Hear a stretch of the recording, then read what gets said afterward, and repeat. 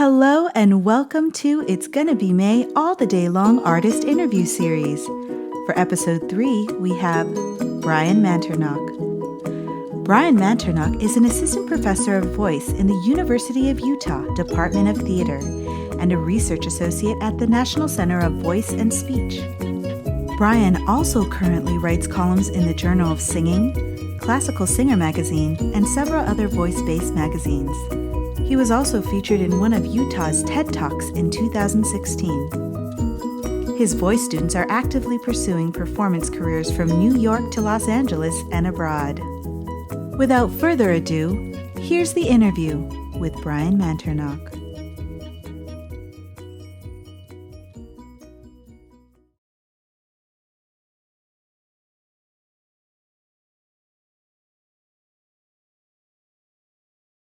It's only been recommended by our governor, so it hasn't been required. But so it hasn't been a mandatory thing. But they're encouraging it certainly, and like a lot of places, they're starting to reevaluate now and see when they might be able to start opening things up or returning back to something closer resembling normal. Um, Okay. but most people that I've been seeing have been following the recommendations pretty well. They have closed all of the state parks, or at least I think they were saying you could only go to a state park if if you lived in the county where the park was located. So I think trying to keep it more restricted to local people. And they did close, last I had heard, we have 5 national parks and they had closed 4 of them. As far as I know, the one is still open, but yeah, the others are closed as well. I noticed the picture that you sent me. You did a lot of family time and celebrating 50th anniversary for your parents, all through Zoom. Yeah, it was all through Zoom. I mean, obviously, my wife and I are both working at home, and so we're thankful that we're in jobs where we're able to do that. So in that sense, the daily routine has changed. I mean, we both take the train downtown to work, and so we've saved a lot of time on our commute now. That's been kind of the obvious main change. But yeah, we've been trying to keep in touch with people. My parents just last weekend celebrated their 50th anniversary, and they're back in the Midwest along with most of our family. So we were planning to get back in June, but now that trip has been, you know, not canceled, but like permanently postponed until we know how things are going to go. So Right. in lieu of that, this weekend was the actual day of their anniversary. So we all got on from our various locations and it was supposed to be like a 5-day trip and it ended up being like a 5-day or a 5-hour Zoom call. So we were on there for quite a Oh, while. wow. But that's so Yeah. special that you could still do something like that with your family. Yeah, it was nice. We still got to see faces and hear voices, and everyone was there. So all of my siblings and my uh, in-laws and their children. So it was nice. And we had done this thing where we had asked to have a card shower. So instead of people dropping by the house or having a party, we just asked people to send letters or send cards, and they got, I think close to 100 cards and letters that they've been Wow. opening gradually. So they get to kind of draw this out and, getting congratulations from from friends of ours who have never even met them. We're just like, oh, that's a special thing, so let's send a letter, let's send a card. It Yeah, was really fun. that is And Erica's so nice. parents, my wife, they're having their 50th anniversary also in August, and so same kind of thing. We had planned to go back, and now we just don't know. So it's kind of permanently on postponement. But I don't Mhm. know. I think that card shower actually worked really well, so I think I'll suggest it to them. So we're in Utah and Salt Lake City, and so I've always considered it the West. It's the Mountain West. Right. Although I went to a conference once with someone from California, and I said something about now that I'm living out west, and she kind of laughed, and she's like, "Oh, is Utah the West?" I don't know. Well, some people are like It's west of. literal. They're literal. They're like, That's right. it has to be a state that's touching the Pacific Ocean or something like that. Right. I mean, it's Well, definitely west of the Midwest, so that is I very don't true. know. The first one that you sent me was the student who you asked them how they were doing with the song Lonely House, right? Is that Lonely the Room. Lonely? Yeah. Lonely Okay, Room from Oklahoma. from Oklahoma. Okay, because I remember another song Yeah, called yeah. Lonely House by Kurt Vile or something like that. But anyway, Lonely Room Right. and That one's from Sweet Teen. Yeah. right, okay. They were Both are saying appropriate. right, I know. Yes.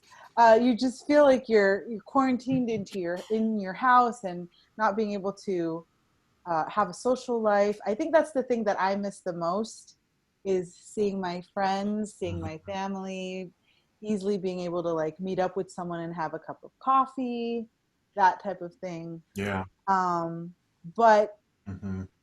it makes me more, I guess, thankful for when I do have those moments to enjoy the times that I get to spend with friends and family. So, on the bright side, I am no longer calling this shelter in place. I am now an artist in residence. That was so great. No, isn't it true though? Yeah. Because, like, Right. you're the only one who gets to listen to yourself. I mean, unless there's other people in your house, but you're the only one who is the artist who's Yeah. going to be So, performing the songs. yeah. It's one of those titles, I had seen that posted a couple of places, but then that was the first place I had seen it. But yeah, that idea, and being in academia, we know there are so many ways that, so many different titles. You can be a assistant professor, associate professor, a lecturer, an adjunct instructor. There are all these different titles, and artist in residence is one of them as well. Right. But it's never been more appropriate to current artists in one residence, really. Do you know anyone or has anyone in your family been impacted by COVID-19? No one in my family has, and I do know just a couple of people. Like I said, there haven't been that many people here in Utah. One person I know actually is in New York City, and she had a fairly mild case, and so had some of the symptoms. She was actually one of the first people, I think, when she had the symptoms of where you kind of lose your sense of smell and taste. She had experienced that, but it wasn't widely known as one of the symptoms yet. So Oh, she was looking back and saying, "Oh yeah, I probably had it then." But she was definitely not feeling good for a while. But she's feeling much better now, and says that it was probably a pretty mild case. There is another woman out here that I had done some theater with her daughter, and this woman is probably only in her 40s, but she had a pretty severe case, I guess. Um, because she's been feeling pretty lousy for a couple of weeks, and I don't know if she's been hospitalized. I'm just sort of keeping up on what she's saying on Facebook, but she's mm. she's doing much better now, and she's feeling better. But it took a number of weeks before she started to even feel like she had kind of turned the corner on it. So it's a pretty insidious virus, and it definitely impacts some people more than others. Right. But yeah, it's serious. It's a real thing. Yeah, you can see why the recommendations are the way they are, because you Yes. never know. I mean, just on any given day, how many people you can come into contact with, and you might not be feeling bad or showing any outward symptoms, but you could still be a carrier for it. Right. So yeah, that's probably the scariest part of it. I've heard stories of this of other people, who work in the medical profession, and they're on the front lines, and so they're doing all that they can. But then they have to come home, and they're potentially bringing it back to their families, and so some of them are self-isolating in their own home from their family members, so they don't pass anything along. Both of my parents and Erica's parents are all in their 70s, so that Mm. that older groups are definitely more at risk. So, like I said, even for this the party back in June for my parents' 50th and the party back in August for Erica's parents' 50th. It's just, you never know Right. where things are going to be by then. But I mean, things would have to change quite a bit for us to feel really secure about, because we'd have to get there through an airport. And then again, you see lots of people and you're going to be in a Right. plane confined. I mean, this might change the way we fly. Maybe I they'll don't get know. larger, bigger seats. That would be okay if we could get more leg room. But More space yeah, between. I couldn't risk. Right, right. You couldn't risk bringing something like that back because you just never know, especially if you know you might not be showing symptoms. Right, exactly. Now, you said that you and your wife are continuing to help support local, like restaurants and. Yeah, we're doing what we can. We don't get out much, obviously, but we've done a few times where we've done some takeout and some delivery, and I mean, all small businesses are impacted one way or another, but especially ones that were just getting going. So we're trying to do our part. We have, um, unfortunately, but I guess fortunately, we had a leak under our kitchen sink, and so we had to bring a plumber out, and he found out that there was mold under there because it had been a slow Oh. leak that had been happening for a while. So we had to have Mhm. different contractors come by and insurance adjusters. And so we've actually this last week had a number of people coming through our house. But yeah, we've been employing local plumbers as well. As we're getting that sink replaced and some of the cabinetry underneath as well. Now, are you doing some of like the extra safety type stuff where you're wearing gloves and masks and spraying everything with disinfectant? Um, when Erica has been doing most of the grocery shopping, and when she's gone out, she has we have both have masks now that one of her colleagues made for us, so which is really sweet. And so she wears the mask whenever she goes to the grocery store and wears long sleeves and wears gloves, and then comes home and does the sanitizing. We have Okay. quite a number of wipes that we had bought before this ever happened. We just had them in the house because when you go to Costco, you can't buy one little thing. You got to buy like a whole big package. Oh, yeah, So, that's true. right.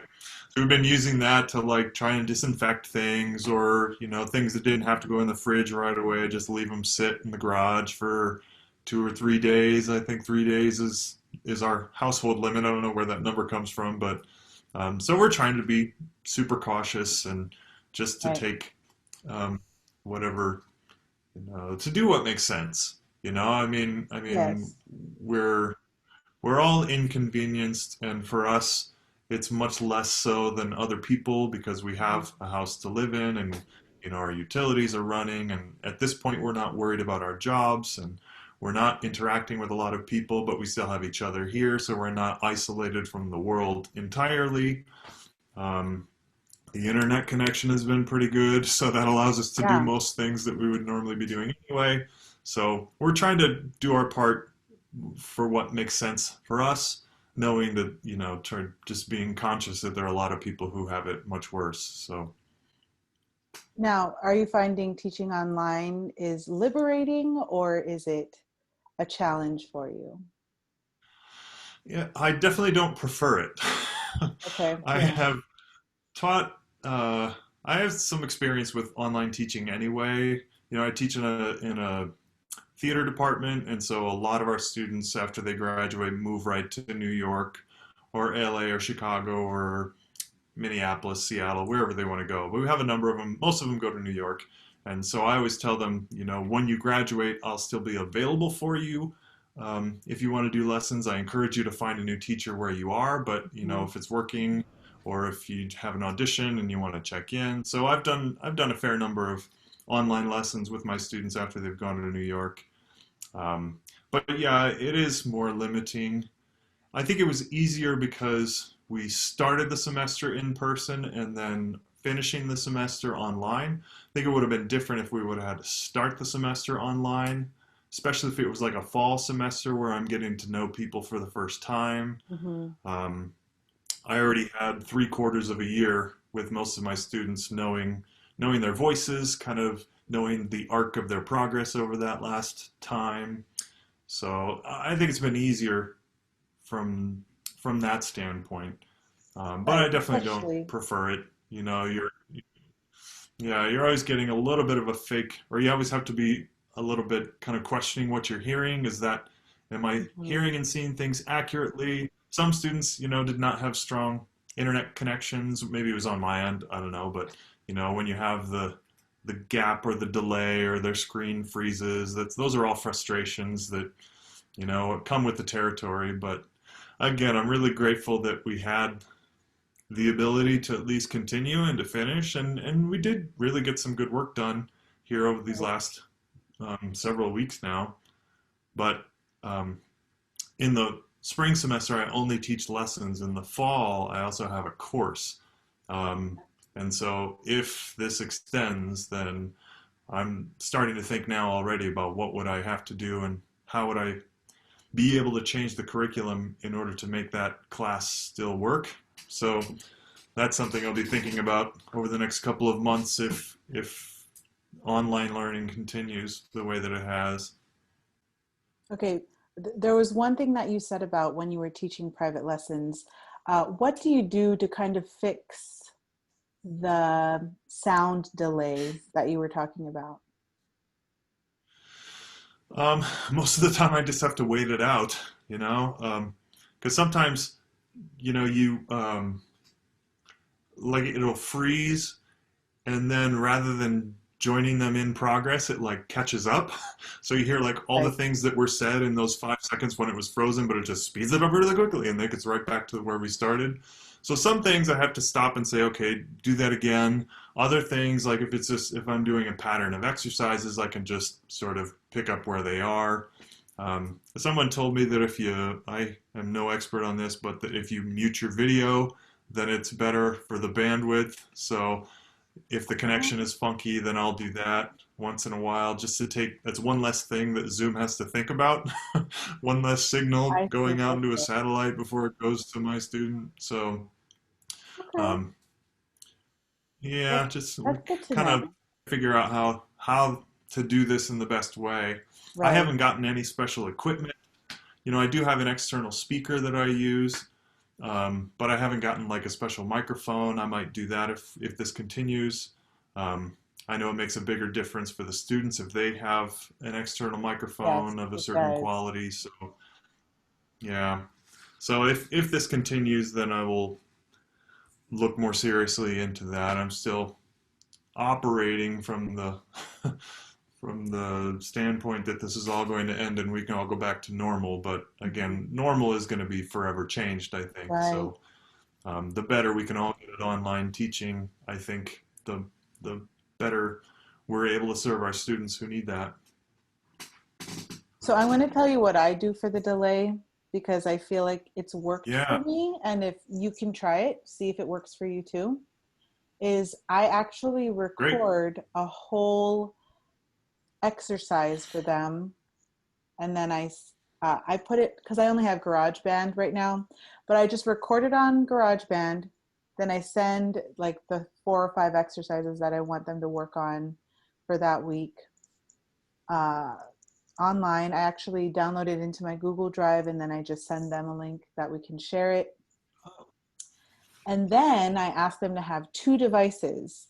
So they need a computer and either their phone or an iPad or whatever. As long as they have 2 devices, one of the devices will do the video chat. Then the other device they play the exercise from so that it's in time with them and I'm still hearing it, both the exercises and them at the same time. I feel like it works. Yeah. Hmm. And I'm also having the students make sure that they get like a karaoke version of whatever song we're working on. And then they just also play from the second device the soundtrack and sing along to that. And that also kind of helps. So Yeah. just something that maybe if Yeah, you want that's, to I use. mean, we all kind of figure that out. And it doesn't take very long to sort of trial and error some of these things and be like, oh, I can't actually play while you're singing, so I guess we'll figure out a new way. I'll just give you a Yes. starting note and you go. If you were to change one thing about how you started 2020, knowing that we'd all be home, like if you knew that we'd all be home, what would you change? I would have gone to the library. I sort of I read a lot. Both my wife and I are big readers, but I only go to the library so often because we have books at the house, and I read new books that come in for music and voice related books. So and of course all the journals and everything. But Mhm. and I would just by happenstance, I had gone to the library about 2 weeks before this started, and I got a stack of books, which I still haven't even made my way through. But now there are no due dates on those because the library isn't even accepting books back. They just kind of suspended all due dates. So that's something that I would have done is I would have gotten an even bigger stack of books to Right work through now, before. especially the semester is wrapping up. Yeah, right before, so I would have had more time to that. And Oh, yeah. um, there's some things in my studio at school also that I've been like, oh, I wish I had that book here, or that music collection that I could use just for my Mhm. teaching. And it's pretty good sharing PDFs back and forth. And again, because we're deeper in this semester, I pretty much know the music that my students are working on. But Right. just to get certain details, I have to do more asking them. Oh, where does that?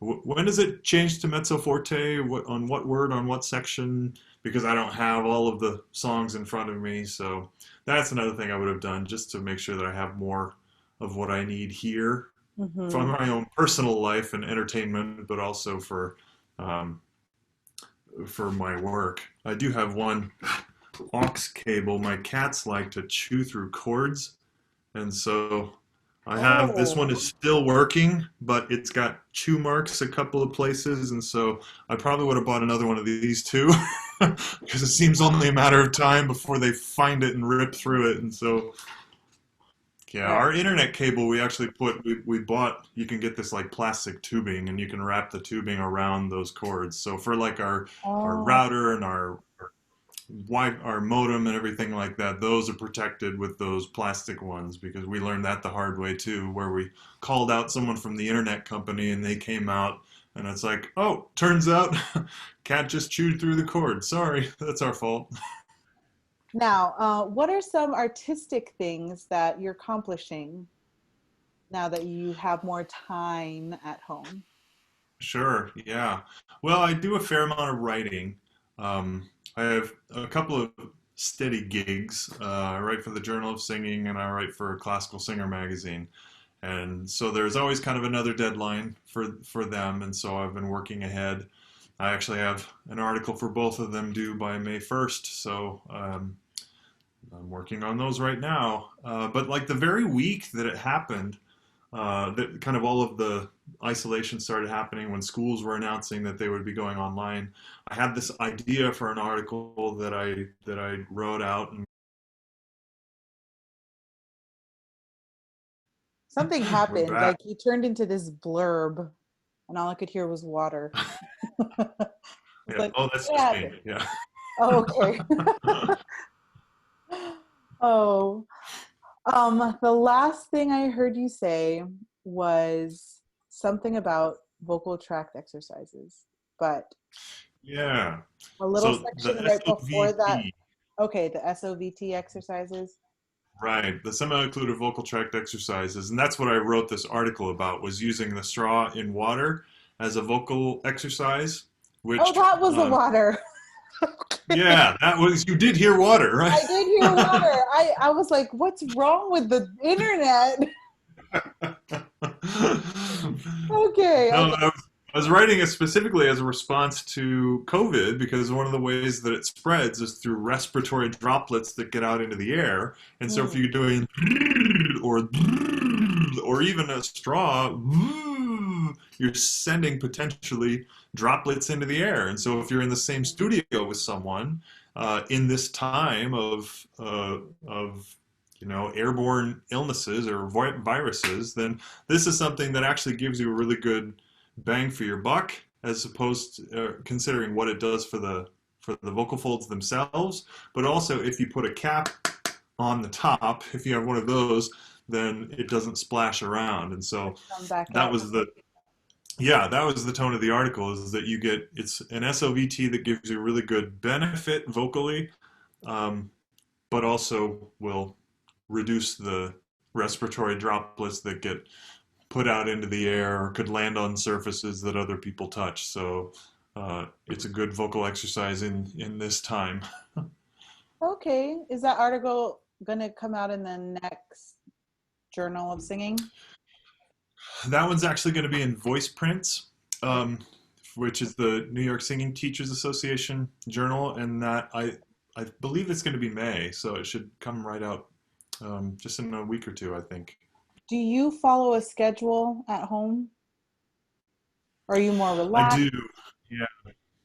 I mean, it is more relaxed for sure. I would I don't have the train commute anymore, so that's when I would do a lot of my reading. But I'd have to get to Mm, the gym and then go to the train and then get to my studio and settle in. And now I pretty much just have to walk upstairs to my teaching studio and open up the computer and fire it up. So we have both of us have tried to stay on our somewhat of a regular schedule. We go to bed about the same time. We get up at about not the same time as normal, but consistently now. We get up a little bit later than we usually would, but at the same time each morning. And we exercise, and we always end the day reading.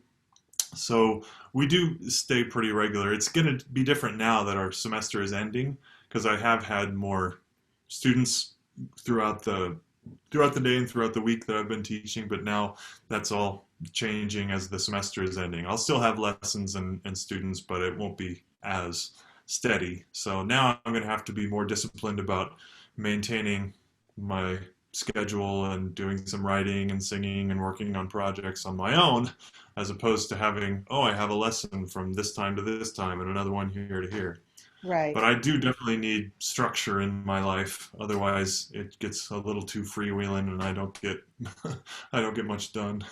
And then, of course, weekends, we don't mind being freer on the weekend because we've been disciplined all week. But if you've been like Right. lazy all week, then it's hard to justify taking the weekend off as well. So for us, at least, we kind of thrive on the structure of the week so that we can be definitely less structured on the weekend.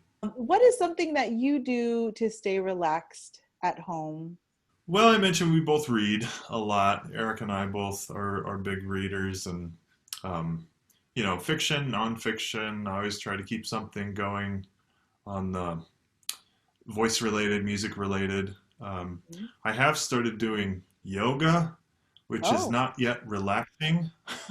I mean, I love to be physical and I love to be active, and we exercise a lot, but yoga is something I've only done a handful of times because I just don't like it. I don't like to Mhm. stretch. It hurts. It's uncomfortable. But I know it's so good for you that we subscribe to this service where you can do all the different kinds of videos, and so you can do the ones that are really intense, or you can do the ones that are more breathy and stretchy. And so I'm starting with those, Mhm. and I'd always kind of wanted to be able to do it because of the deep breathing, and I think there are great applications for just physical and mental health and well-being, but also the deep breathing as it relates for singers. Yes. But I also think it's really important to be a beginner at something in your life. There's so much pressure to always be good at things. And this is something I am definitely not good at. I am like, even when I try to go to like the beginner two videos, they just kick my butt. So I really do much better at beginner one videos. And so I Just know I'm repeat those and reminded for my students, yeah, I'm reminded what it's like to not be good at something, and to be at a very beginning level, and to remember what it's like to really struggle, and to also be okay with that. I can't ask them to not be frustrated that they aren't better singers now when they're in a perfectly fine place in their development, but they're frustrated at what they can't do. I can't expect them to make peace with that unless I can make peace with it as well. So I Mhm. am I am gloriously struggling through beginner yoga, which I Well, guess doesn't really relax me, but it's It's so true though, right? Because it's a skill-based development. You have to do it often to develop, Hmm. to get better, basically. Yeah. Yep. For future, if you ever do get better and you're like comfortable with it. I hope I get better. There's this weird thing. It's called goat yoga. Have you heard of it? I don't believe I have. Oh, Goat with a T? with a G, Goat, goat Yeah, yoga. goat. Yes, with the Okay. actual animal. You go to Okay. like this goat farm. It's a thing. I didn't even know until, because I was starting to get into yoga a lot more the last couple days. Not days, months. And this thing popped up on my screen with goat yoga. And I looked into it and I was like, oh, wow, you do yoga and there's all these goats around you. They they climb on your back when you're like holding a plank, or they just like Uh-huh. walk Yeah. up to you and then just like rub their faces against you. And I'm like, this is so weird, but apparently people like it. And there's a lot of farms out there So that do.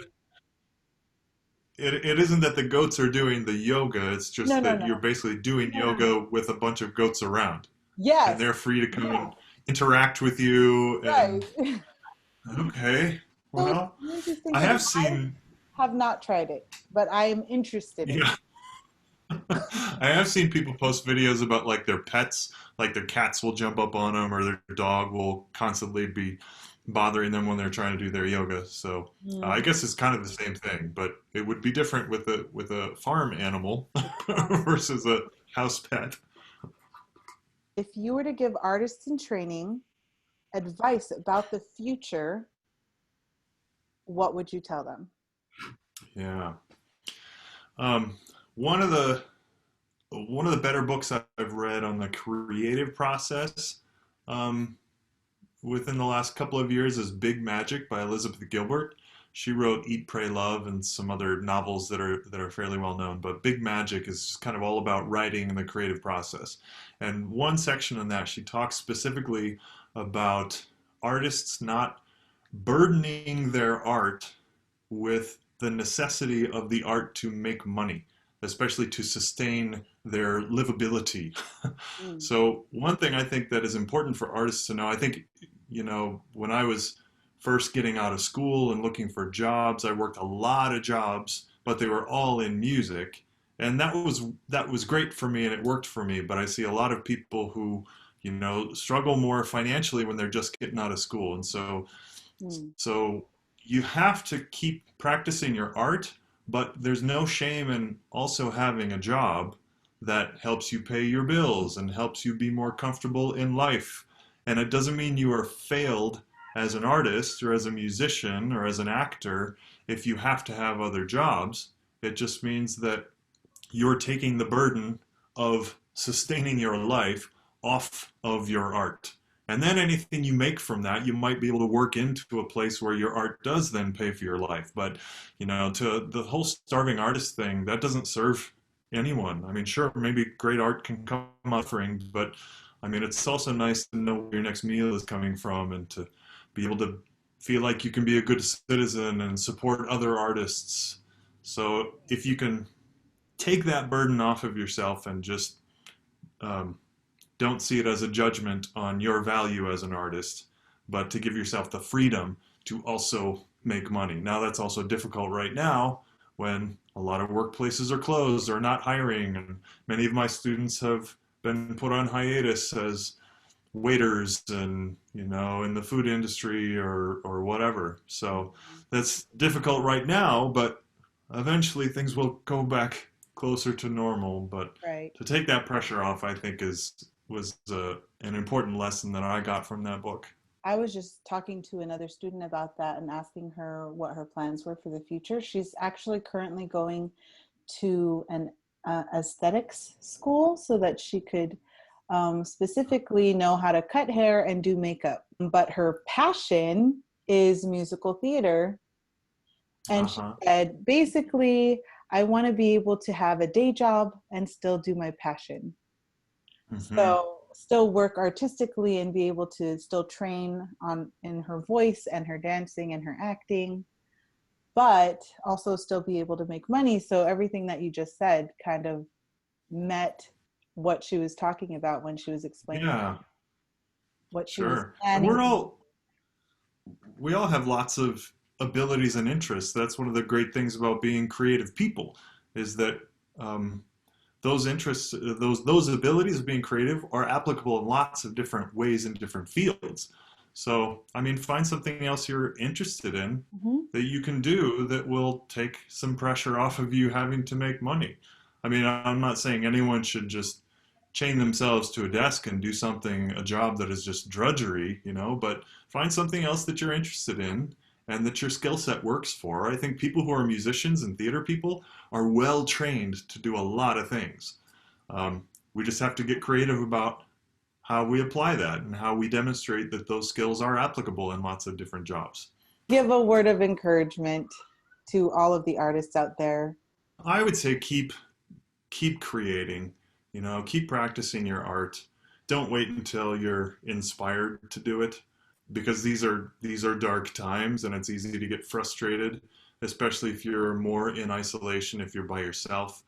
Then it can be really frustrating. But Newton's first law of motion, I believe, is, Mhm. an object in motion tends to stay in motion unless acted upon by an external force.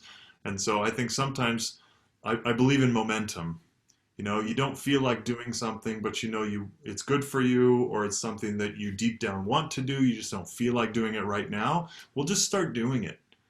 Just get Oh, yourself up and start doing it, and then after a while, you might feel more and more like doing it. You might build some momentum, and mhm. especially for those days when it's like, well, I wasn't going to practice at all today, but I rolled out of bed and I committed to doing 10 minutes of exercises, and then 10 minutes turned into 20 minutes, and that turned into 45 minutes, and so suddenly you get a lot more done than you had even intended.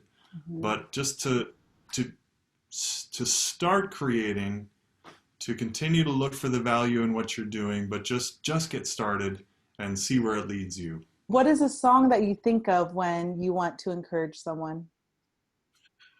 Yeah, I love this. I love that question, because we all turn to music so often, right? When we need Yeah. something, when we need to wallow, or when we need a fire, to light us up, or anything.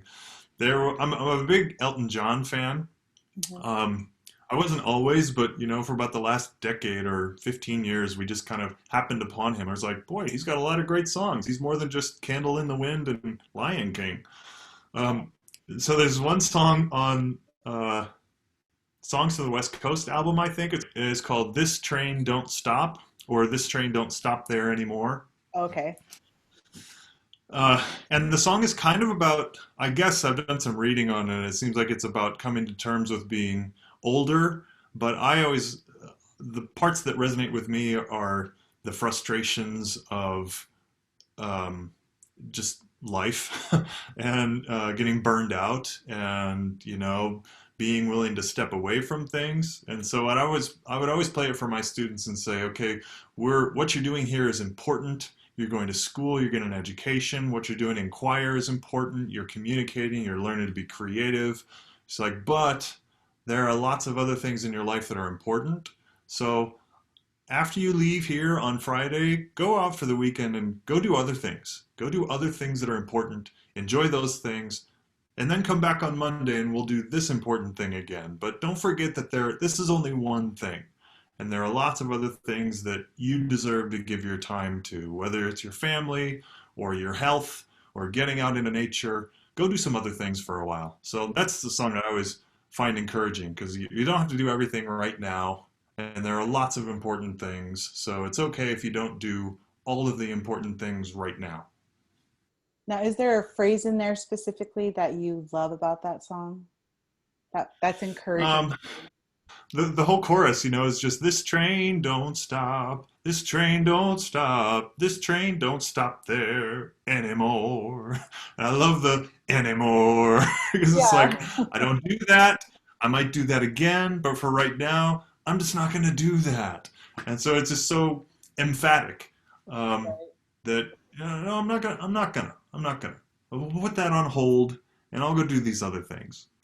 That's awesome. Yeah, and the chorus comes up a bunch, and so it's got that very particular Elton John vibe where he just kind of rocks around on the piano, and Yeah. it's a lesser known song, but one that I think is honestly it's in one of his I think it's in his top 10 greatest hits. Way better than like Crocodile Rock. Come on.